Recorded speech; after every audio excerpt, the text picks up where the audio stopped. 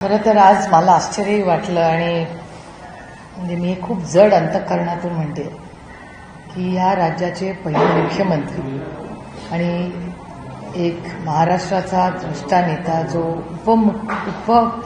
प्रधानापर्यंत पोचला, जे खरं तर महाराष्ट्रातला पहिला व्यक्ती जो प्रधानमंत्री होऊ शकत होता, जो आपल्याला आठवत असेल जेव्हा चीनचं युद्ध आपलं झालं त्याच्यानंतर पंडित जवाहरलाल नेहरूंनी आवर्जून चव्हाण साहेबांना दिल्लीला संरक्षण मंत्री म्हणून बोलवून घेतलं. Finance department, external affairs department, त्यानंतर डिफेन्स, एक्सटर्नल अफेअर्स, फायनान्स आणि महाराष्ट्र राज्याचे पहिले मुख्यमंत्री. चव्हाण साहेब हे फक्त नेत्याने एक विचार आहे. सत्तेचं विकेंद्रीकरण कधीही होऊ नये, सत्ता ही शेवटच्या माणसापर्यंत पोचली पाहिजे. म्हणून जिल्हा परिषद, पंचायतीचा विचार पुढे नेण्याचं काम आणि सुरुवात खरं तर ही चव्हाण साहेबांच्या काळात झाली. MIDCs महाराष्ट्रात चव्हाण साहेबांच्याच वेळी त्या कामाची सुरुवात झाली. त्यामुळे आज महाराष्ट्र जो उभा आहे तो फक्त आणि फक्त कैलासवासी यशवंतराव चव्हाणांच्या विचारधारेवर आणि त्यांनी दाखवलेली जी दिशा होती त्याच्यावर गेली अनेक वर्ष काँग्रेस, राष्ट्रवादी काँग्रेस, सगळेच पक्ष हे त्यांचा नेहमीच मान सन्मान करत होते. मला आश्चर्य वाटतंय की महाराष्ट्राची आजचं सरकार त्यांच्या वतीने कोणीही कराडला त्यांना अभिवादन करायला, श्रद्धांजली अर्पण करायला कोणी उपस्थित नव्हतं.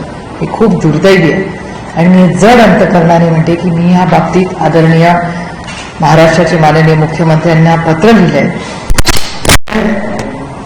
शेवटी चव्हाण साहेब असतील किंवा महाराष्ट्राचे ते मुख्यमंत्री झाले, ह्या राज्याने देशाचे मोठे नेते, त्यांच्या बाबतीत एवढी उदासीन भूमिका कुठल्याच राज्याला शोभत नाही आणि ह्याच्यात सुधारणा ही महाराष्ट्र सरकारने आणलीच पाहिजे आणि माझी आग्रहाची भूमिका राहील. म्हणून मी हे पत्र आज माननीय मुख्यमंत्र्यांना केलेलं आहे की प्रोटोकॉल प्रमाणे चव्हाण साहेबांचा 12 मार्च आणि 25 नोव्हेंबर ह्या दोन्ही दिवस त्यांचा मान सन्मान केलाच पाहिजे.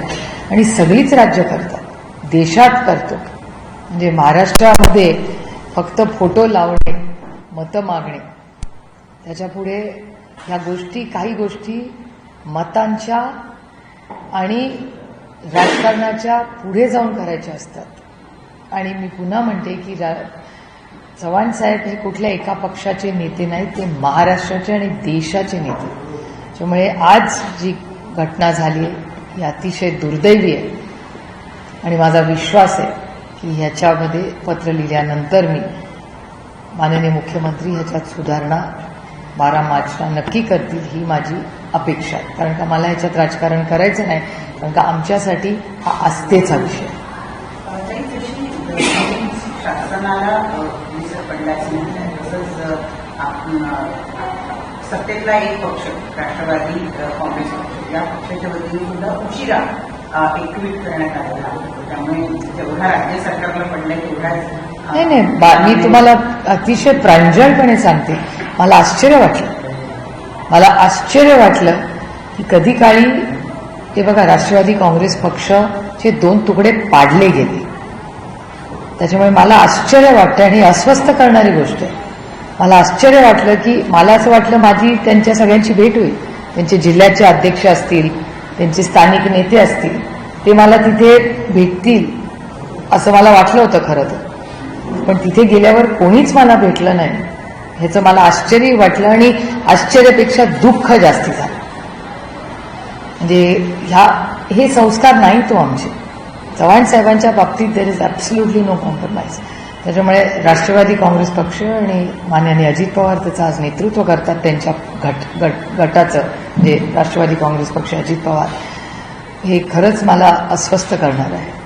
आणि मला खूपच आश्चर्य वाटलं की त्यांच्यापैकी ते स्वतः प्रचारात असतील तरी त्यांच्यापैकी कोण आज तिकडे सकाळी गेलं नाही गेलं ह्याची मला माहिती नाही, पण मला दुःख वाटलं की त्याच्यापैकी कोणीच गेलं नसेल तर, कारण का मला तरी कोणी भेटलं नाही. एक महत्त्वाचा विषय होता तो म्हणजे सर्वोच्च न्यायालयाच्या खटल्याच्या संदर्भामध्ये आज आम्ही मुद्द्यांवर सादर करत चर्चा झाली, परंतु तरी सुद्धा आज या संदर्भामध्ये निकाल आला नाही. पुढच्या काही दिवसांमध्ये येणं अपेक्षित आहे. किमान ज्या आता नगरपालिकांच्या निवडणुका लागल्या आहेत त्याच्या संदर्भात तरी काही स्पष्टता येत्या सुनावणीच्या वेळेला करू असं सांगण्यात आलेलं आहे. काय प्रतिक्रिया? मला असं वाटतं इलेक्शन फार वर्षांपासूनच हे होणं गरजेचं होतं. हा उशीर का होतोय हे खरं आम्हाला कुणालाच समजत नाही, कारण का सरकारने त्यांची भूमिका ही स्पष्टपणे मांडली पाहिजे. कारण का हे इलेक्शन कार्यकर्त्यांचं आहे आणि इलेक्शन कमिशनकडून खरं तर म्हणजे माझा तर अपेक्षा भंगच झालाय, केंद्रातला असू दे किंवा राज्यातला असू दे. कालच मी तुमच्याच सगळ्या चॅनल्सवर पाहिलं की शिवसेना आणि मनसेही काल त्यांचे प्रश्न मांडण्यासाठी काल तिथे गेले होते. मीही चॅनल्सवर आणि वर्तमानपत्रात किंवा जो डेटा सगळा येतोय, ज्या पद्धतीने बिनविरोध इलेक्शन राज्यात सगळीकडे होत आहे त्याच्या मागेची जी अदृश्य शक्ती आहे ते बघा. बिनविरोध होणं म्हणजे होऊ शकतात, एखाद दुसरी केस जरूर होऊ शकते, पण ज्या पद्धतीने हे बिनविरोध होत आहे आणि त्याचा जल्लोष केला जातोय एका सशक्त लोकशाहीसाठी अतिशय हानिकारक आहे. आणि जर या राज्यात आणि देशात लोकशाही टिकवायची असेल तर ज्या प्रकारे हे बिनविरोध इलेक्शन झालेले आहेत हे आपल्या देशाला किंवा आपल्या संविधानाच्या विरोधात आहे. म्हणून मीही काल एक पत्र लिहिलेलं आहे इलेक्शन कमिशनला, आणि जर इलेक्शन कमिशनकडून ॲक्शन काही घेतली नाही तर हे मी दिल्लीच्या पातळीवरही विनंती करेन. खरं तर माझा अनुभव फारसा त्यांच्या बाबतीत अपेक्षित का झाला नाही, कारण सत्यमेव जयते, शेवटी सत्याचाच विजय होतो. पण justice delayed is justice denied. अनेक वर्ष आम्हीही इलेक्शन कमिशनमध्ये जो न्याय मागत होतो तो आम्हाला मिळाला नाही, म्हणून दुर्दैवाने आम्हाला सुप्रीम कोर्टात जावं लागलं. पण साधारणपणे इलेक्शन कमिशनची जी भूमिका आहे, आपल्याला आठवत असेल प्रलोभन देण्याच्या बाबतीत अरविंद केजरीवालांवर केवढी मोठी ॲक्शन घेण्यात आली. अनेक तुम्हाला अशी उदाहरणं दाखव. आज तुमचेच चॅनल म्हणजे ह्या सगळ्या बातम्या आम्हाला गाववाडी वस्तीवर काय चाललंय हे तुमच्या उत्तम आणि पारदर्शक रिपोर्टिंगमुळे दिसलं. आणि तुमच्या या सगळ्या रिपोर्टिंगमध्ये ज्या पद्धतीने भाषणं केली जात आहेत आणि त्याच्यावर इलेक्शन कमिशनकडून काहीच रिॲक्शन नाही आहे. या लोकशाही या राज्यात आणि देशात आहे का नाहीये असा प्रश्न समाजात अनेक लोक मला विचारतात. त्याच्यामुळे हे अतिशय चिंताजनक आहे. गिरीश महाजनांच्या बाबतीत आपण पाहिलं त्या पद्धतीनं अर्ज नागरिकांसाठी उमेदवारांना आणला जात होता आणि सभापतींचा वापर होता. कुठल्याही प्रकारची नागरिक कारवाई झालेली आहे, नागरिक मराठा झालेला आहे, तक्रार असून देखील तक्रार घेतली जात नाही असं देखील त्या उमेदवाराचं म्हणणं आहे. सगळं गोंधळ महाराष्ट्रामध्ये हा एका ठिकाणी नाही, संपूर्ण राज्यात ही परिस्थिती. मला तुमच्या सगळ्यांच्याच चॅनलवर मी पाहिलं ह्यावेळी 100 पार झालेत भारतीय जनता पक्ष, त्यांचे बिनविरोध 100 निवडून आले. खरं तर मी हे दिल्लीतही याची चर्चा पार्लमेंटमध्ये मागणार आहे की कुठल्या पद्धतीने जे रिपोर्टिंग होतंय, जी परिस्थिती राज्यात येते, काय खरं काय खोटं याची इन्क्वायरी झाली पाहिजे. आणि खरं तर आम्हाला अपेक्षा होती की महाराष्ट्राचं इलेक्शन कमिशन ह्याच्यावर काहीतरी घेईल. प्रलोभन देणे, बिनविरोध इलेक्शन करणं, त्या सगळ्या गाठी म्हणजे ज्यांचे 200हून जास्त आमदार निवडून आले आहेत, ज्यांना एवढा आत्मविश्वास आहे की आपण निवडून येऊ शकतो, मग ही बिनविरोधची एवढा खटाटोप कशासाठी. आणि सगळ्यात जास्त आमच्यावर टीका झाली ती भारतीय जनता पक्षानेच केली होती की आम्ही सगळे परिवारवाद म्हणून आहोत. आज ह्या महाराष्ट्रात सगळ्यात जास्त परिवारवाद हा भारतीय जनता पक्षात 6 नगराध्यक्ष झालेत, ते सगळे परिवारवाद आहे. हा डेटा माझा नाहीये, हा सगळ्या चॅनल्सनीच दाखवलेला डेटा आहे. त्यामुळे दुर्दैव आहे की कुठे नेऊन ठेवलाय महाराष्ट्र. ही बीजेपीची टॅगलाईन होती ती आज मला आठवते आणि मला खूप विनम्रपणे महाराष्ट्राच्या भारतीय जनता पक्षाला आणि महाराष्ट्राच्या माननीय मुख्यमंत्र्यांना प्रश्न विचारायचा आहे की कुठे नेऊन ठेवलाय माझा महाराष्ट्र.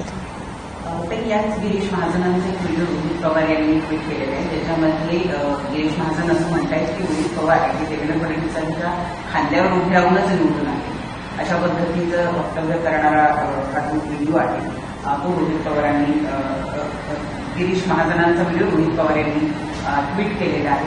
भारतावरच्या आमदाराच्या बाबतीमध्ये अशा पद्धतीचे वक्तव्य करून काय साध्य करण्याचा प्रयत्न आहे असं आपल्याला वाटतं. एक दुर्दैवी आहे की ज्या पद्धतीने म्हणजे मी अनेक वेळा तुम्हाला हे आधीही बोललेले की भारतीय जनता पक्ष हा एक अतिशय सुसंस्कृत पक्ष होता.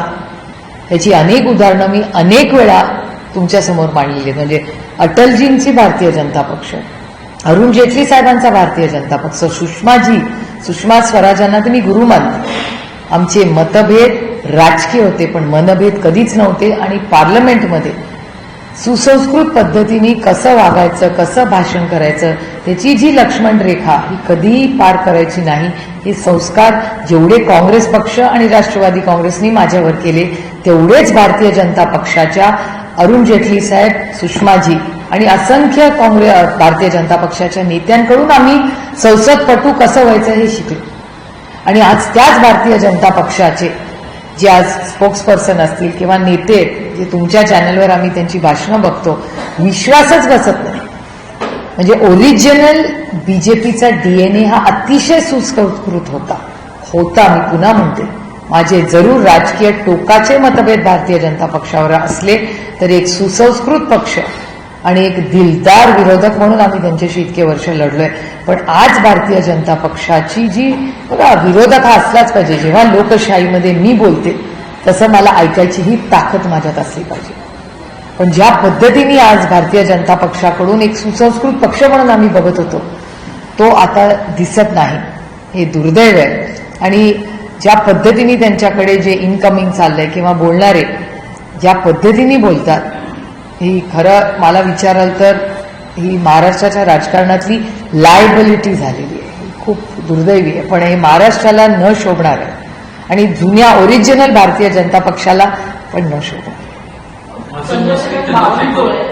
स्टेटमेंट केलेलं आहे की कमळाच्या मागे मी काय आणि काँग्रेसच्या मागे पण काय, हे त्यांचं जे वाक्य आहे सध्या त्या निवडणुकांमध्ये टॅगलाईन कसं आहे, यही समय है सही समय. मी आता तो रोज वापरते, कारण का भारतीय जनता पक्ष म्हणायचं यही समय है सही समय. ते काय म्हणतात, कर्जमाफी कधी करणार, योग्य ती वेळ. आता ही योग्य वेळ नाही तर कधी, तो यही समय है सही समय. त्यामुळे त्यांच्या सगळ्या ज्या टॅगलाईन्स प्रत्येक इलेक्शनमध्ये येत असतात ते फार मनावर घ्यायचं नसतं. माझी त्यांना एकच विनंती आहे, काळचे जे तिजोरीवरनं त्यांचं सगळ्यांची आपापसात लढाई चालली आहे, मला खूप प्रांजळपणे त्यांना सगळ्यांनाच सांगायचंय, तिजोरीची चावी ही मायबाप जनतेची असते, कोणाचे घरचे पैसे नाही आहेत. हे आपण सगळे, तुम्ही, तुमचा कॅमेरामॅन, सगळे तुम्ही सगळे महाराष्ट्रातले आणि भारतातले लोक टॅक्स भरता, त्याच्यातून हा निधी येतो. हा कोणाच्या घरचा निधी नाही आहे. दुर्दैव आहे की ज्या पद्धतीने आज भाषणं ऐकायला मिळत आहेत किंवा त्या निधीची चावी कुणाकडे, निधीची किंवा पैसे हे सेवेसाठी आहेत, त्याच्यावर कुणाचाही हक्क नाही. तो 7-12 नाही कुणाचं नाव लिहिला, ही जनतेची सेवा आहे. दुर्दैव आहे या सगळ्या इलेक्शनमध्ये हे माननीय मोदीजींना नेता मानतात, पण मोदीजी जे त्यांना सांगतात की प्रधान सेवक व्हा, हे ते सोडून सगळे लोक बोलतात. चंद्रशेखर बावनकुळेंचं आणखी एक महत्त्वाचं स्टेटमेंट आहे, राज्याच्या प्रत्येक विधानसभा मतदारसंघामध्ये उदार मतदार आहेत असं त्यांनी स्वतः म्हटलेलं आहे. मतदार हटवली केली पाहिजे असं देखील त्यांनी. ज्या गोष्टी आम्हीच बोलत होतो तेच आज भारतीय जनता पक्ष बोलतो. म्हणजे मला गंमत वाटते की त्या काळामध्ये जेव्हा आम्ही बोलत होतो तेव्हा आमची चेष्टा आणि काय काय आम्ही ऐकलं तेव्हा ते आम्हाला हलकेमध्ये घ्यायचे. अरे लोक काही आरोप प्रत्यारोप करतात. जे प्रत्येक जो आरोप आम्ही केला त्यांच्यावर तोच आरोप आज भारतीय जनता पक्ष आणि त्यांचे मित्रपक्ष एकावर करतात. We stand vindicated. हेच तर आम्ही पहिल्या दिवसापासून म्हणतो. मतदार याद्यांवरती आक्षेपार्ह राज्यभरातल्या मात्र विशेषतः मुंबईतल्या प्रारूप मतदार यादी संदर्भात ठाकरेंनी आक्षेप नोंदवला. त्यानंतर मनसे आणि ठाकरेंची शिवसेना निवडणूक आयुक्तांना भेटायला घेतली. आज काँग्रेसने निवडणूक आयुक्तांना पत्र दिलेलं आहे. 15 दिवसांची मुदतवाढ मिळावी असं म्हणत आहे. मात्र कालच्या बैठकीत ठाकरेंसोबतच्या ठाकरेंच्या जे नेते होते त्यांच्यासोबतच्या बैठकीत काँग्रेस आणि राष्ट्रवादी आपल्याकडून फारसं दिसलं आहे. एकंदरीत यामध्ये एकवाक्यता नाहीये का महाविकास आघाडीमध्ये? कारण काँग्रेस एकीकडे म्हणते की आम्हाला 15 दिवसांची मुदत हवी आहे, ठाकरे म्हणतात 21 दिवसांची. 15 आणि 21 काय फरक पडतोय? ताटातलं वाटीत आणि वाटीतलं ताटात. त्यामुळे मला काही फार त्याची चिंता वाटत नाही. आणि कसं असतं, ह्या सगळ्या इलेक्शन्स तुम्हाला आठवत असेल जेव्हा राष्ट्रवादी काँग्रेस पक्ष एक होता आणि काँग्रेस आणि आमची आघाडी होती आणि समोर भारतीय जनता पक्ष आणि शिवसेना, तेव्हा शिवसेनाही पक्ष एक होता, त्यांची युती. आम्ही सगळे कॉर्पोरेशन आणि मुंबई कॉर्पोरेशन सगळे वेगळे लढलो होतो, मला आठवत असेल. त्यामुळे स्थानिक इलेक्शन्समध्ये या गोष्टी होतात. दर म्हणजे अनेक वर्ष होत आहेत, दशकं होतात. त्याचं काय नवीन आहे? जाण्याची मुंबईत निवडणूक लढवण्याची आता राष्ट्रवादीची मानसिकता आहे, कारण की जुनी जी नैसर्गिक नाही, मला असं वाटतं की आम्ही पुढच्या काही दिवसात एक तर इलेक्शन कधी होणार हाच पहिला प्रश्न आहे.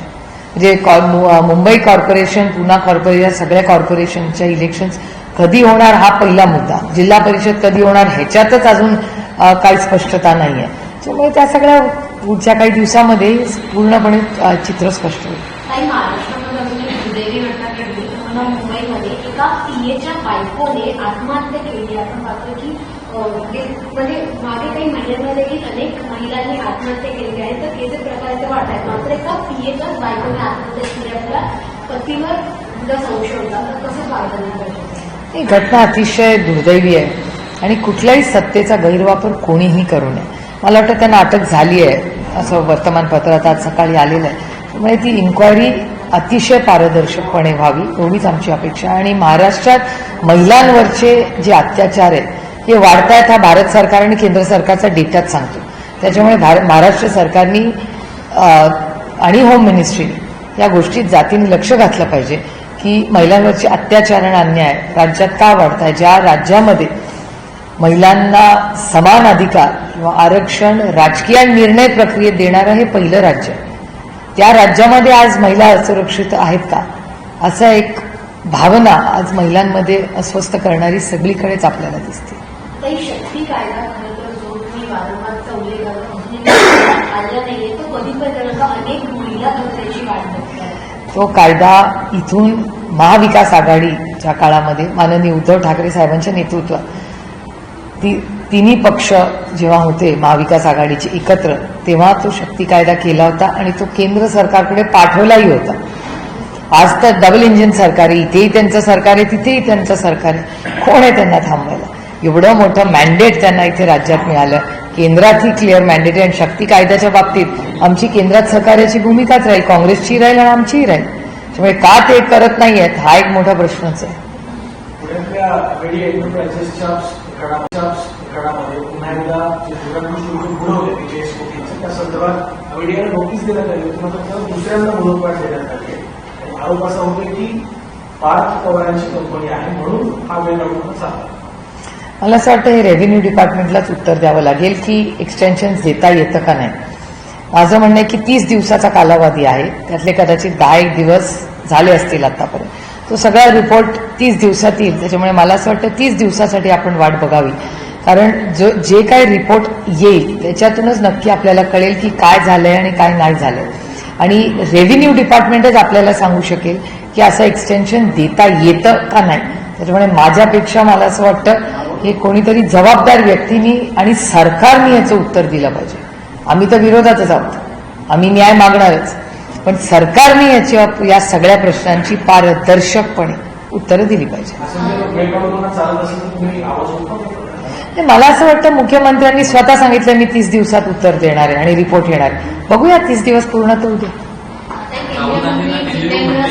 यांनी विधान केलंय की IIT मुंबईच्या ऐवजी IIT बॉम्बे म्हटलं त्याला. मुंबई हे हा जो शब्द आहे त्याच्याऐवजी बॉम्बे शब्द वापरायला जास्त त्यांनी पसंत करा. अरे ही लोकशाही आहे, सगळ्यांना मत मांडण्याचा अधिकार.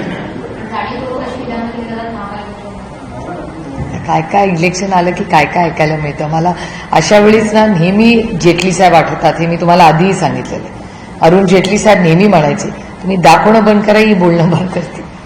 पण तसं काही होत नाही, कारण का आता फक्त मीडिया नसतो, आता सगळ्यांचे कॅमेरे असतात, युट्यूब चॅनल्स असतात, खूप गोष्टी असतात. त्याच्यामुळे मला असं वाटतं हे फोकस कमी करण्यासाठी ह्या सगळे जे विषय ज्याची चर्चा एरवी ऑफ कॅमेरा होऊ शकते ते होऊ शकतात. त्या सूचना आहेत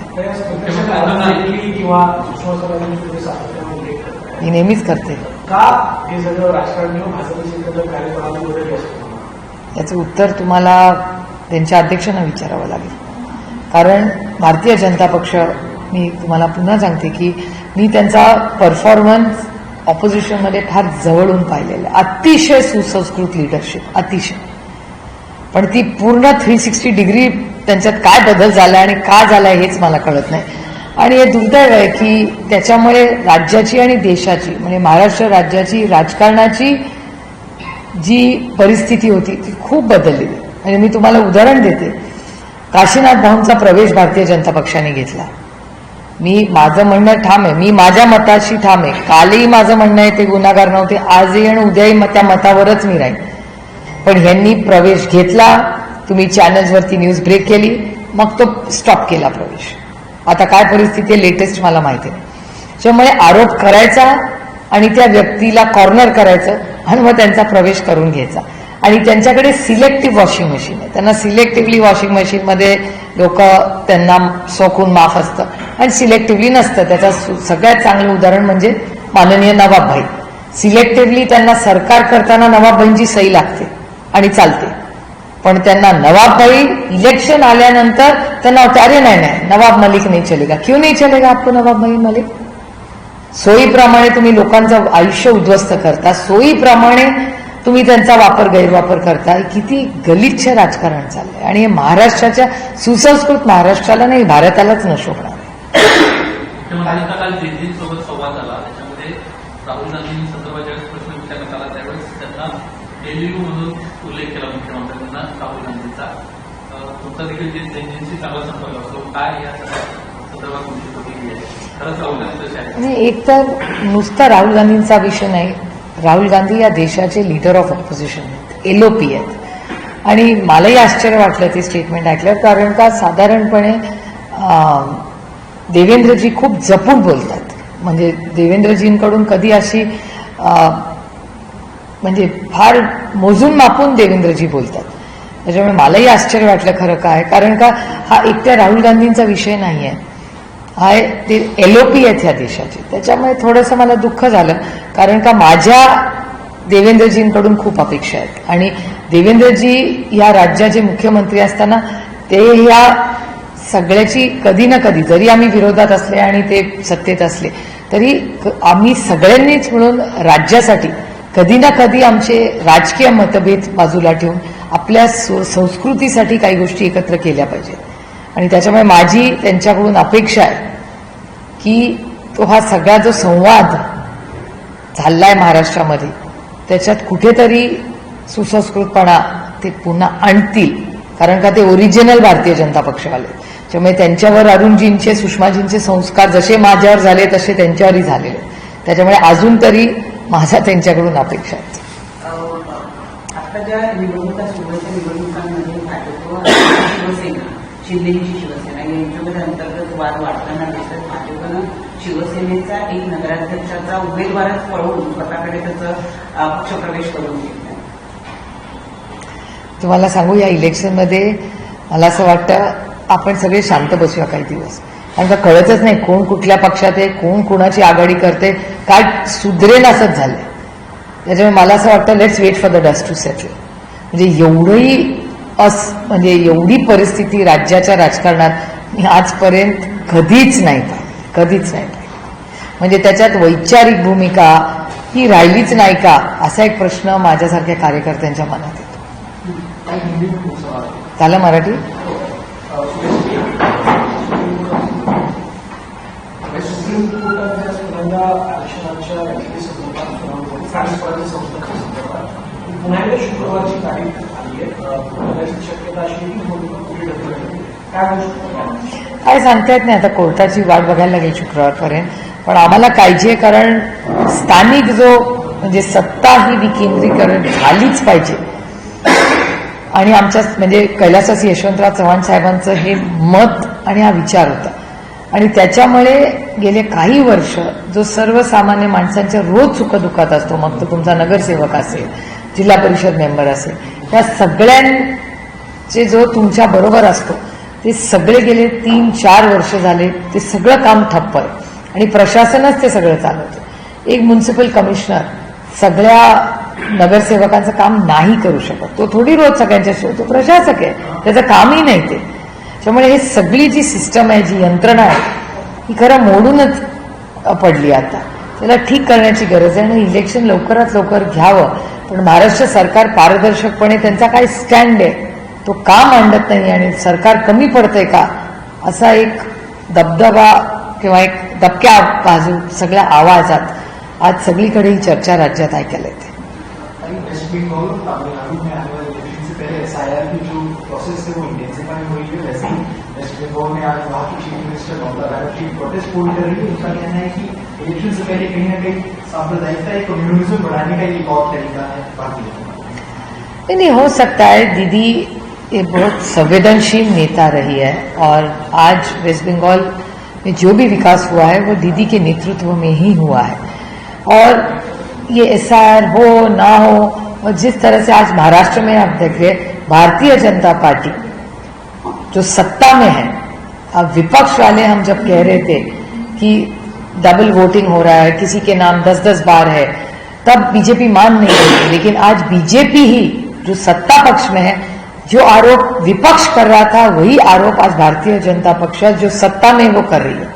तो वी स्टैंड विंडिकेटेड नो, जो हम कह रहे हैं वही आज बीजेपी कहे जा रही है। तो बहुत दुख की बात है कि इलेक्शन कमीशन का मजाक बना के रखा है जो आज सत्ता में लोग हैं उन्होंने। बहुत दुख की बात है। भाई राम मंदिर का ध्वजारोहण आज हुआ है और तमाम प्रधानमंत्री से लेकर सब लोग वहां पर थे। प्रधानमंत्री ने कांग्रेस का नाम नहीं लिया है, लेकिन जरूर कहा है कि कुछ लोगों ने अपने फायदे के लिए राम को नहीं बताया। देखिए, देखो, एक सशक्त लोकतंत्र में हर एक को बोलने का अधिकार है, तो संविधान ने आपको भी दिया है, मुझे भी दिया है, सबको दिया है।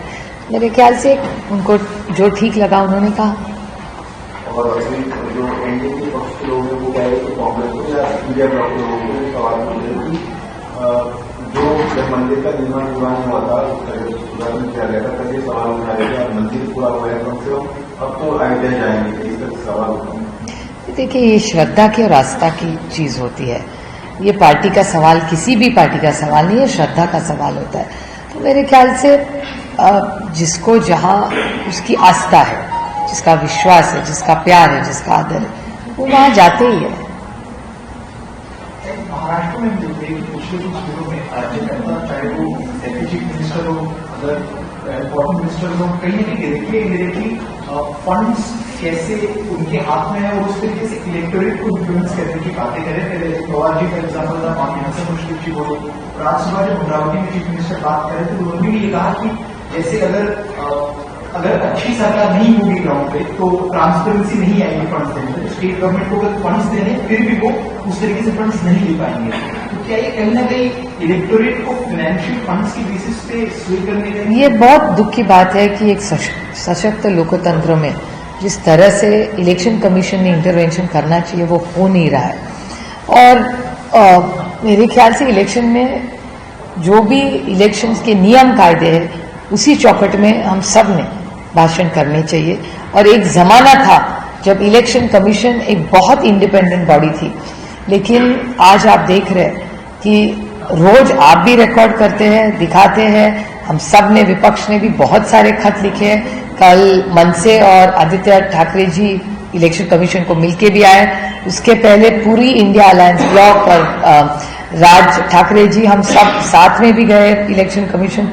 बहुत बार ये हो चुका है, लेकिन हमें न्याय नहीं मिल रहा है। और मुझे आप पूछे तो एक सशक्त लोकतंत्र में इलेक्शन ये पारदर्शक तरीके से ही और नियम कायदे से ही होना चाहिए, किसी की मन मर्जी से नहीं हो सकता। लेकिन ये बहुत दुख की बात है कि इन्होंने जिस तरह से सब इस चीजों को हल्के में लेते और मजाक बना के रखा है, ये बहुत बहुत दुख की बात है। पार्लियामेंट सेशन भी चालू होने वाला है, क्या इस बार पार्लियामेंट सेशन में वोट चोरी एक बड़ा मुद्दा जो विपक्ष की तरफ से? 2-3 है। पहले तो दिल्ली में 50% वर्क फ्रॉम होम किया है। आज वोल्केनो के भी जो एशेज है वो दिल्ली पे आ रहे हैं। ऐसे बहुत एक दिल्ली में क्राइसिस है ऐसे लग रहा है सुनने में आ रहा है। मैं तो कल जा रही हूँ, मेरा IBC का भी मीटिंग है और होम कमेटी की भी मीटिंग है। सो मैं तो दिल्ली जा रही हूँ, लेकिन जो सुनने में या टीवी पे और पेपर्स में आ रहा है कि दिल्ली शहर में पोल्यूशन की बहुत बड़ी दिक्कत आज हो रही है। 50% वर्क फ्रॉम होम चल रहा है। तो नेशनल कैपिटल में ये बड़ा क्राइसिस चल रहा है। तो सरकार क्या सोच रही है मुझे पता नहीं, मैं लेकिन किरण रिजिजू से जरूर, जो पार्लियामेंट्री अफेयर्स मिनिस्टर है, उनसे जरूर मैं बात करूंगी कि सरकार क्या सोच रही है ये क्राइसिस के बारे में, एक। और दूसरी, ये सब जो हो रहा है इस पे भी पहले चर्चा होनी चाहिए कि दिल्ली इस देश का कैपिटल है, ये राजधानी है, और राजधानी में इतना पोल्यूशन और क्राइसिस अगर हो तो यहाँ लोग आएंगे कैसे?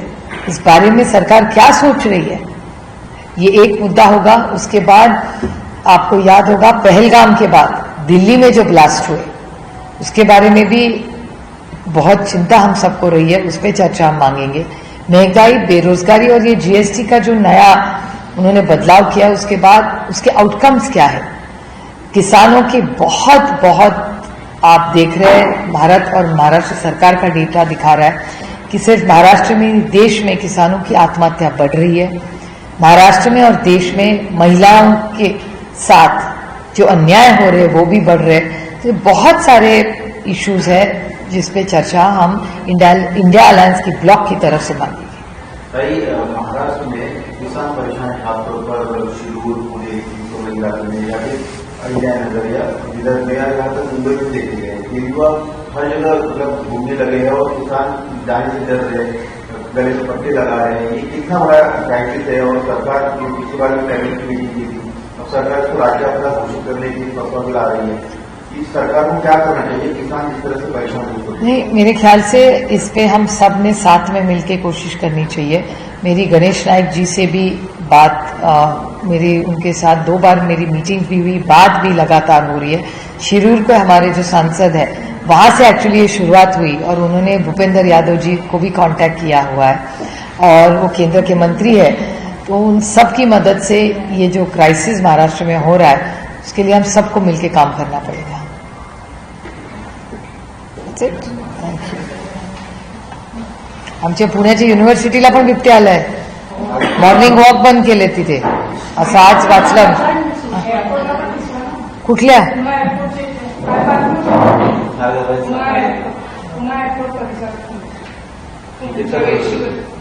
एअरपोर्टच्या?